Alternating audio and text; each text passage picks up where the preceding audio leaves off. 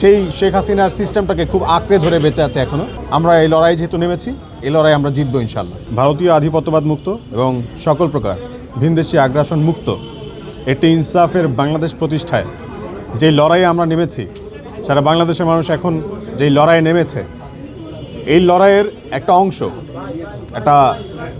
অংশ বিশেষ বলা যায় যে আসন্ন ত্রয়োদশ জাতীয় সংসদ নির্বাচনে সংসদ সদস্য প্রার্থী হিসেবে অংশগ্রহণ করা।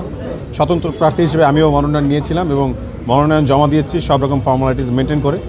তবে দুর্ভাগ্যজনক কারণে যেটা আসলে দেখছি আর কি, যে শেখ হাসিনা চলে গেছে, পালিয়ে গেছে, কিন্তু তার সিস্টেমকে আসলে এই বাংলাদেশের যারা ইন্টারিম গভর্নমেন্টের যাদের দায়িত্ব ছিল এই মানে টোটাল নির্বাচনের প্রসেসটা সংশোধন করা, সংস্কার করা, তারা আসলে সেই শেখ হাসিনার সিস্টেমটাকে খুব আঁকড়ে ধরে বেঁচে আছে এখনও।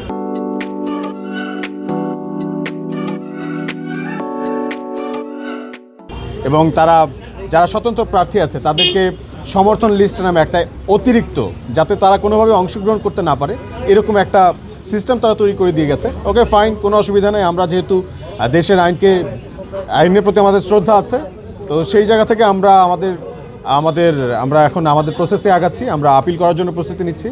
ওনারা আজকে আমাকে বললেন যে আমার যেই সমর্থন লিস্ট আমি জমা দিয়েছিলাম সেখানে যাদেরকে তিনি কল দিয়েছেন সবাইকে আসলে তিনি রিচ করতে পারেননি।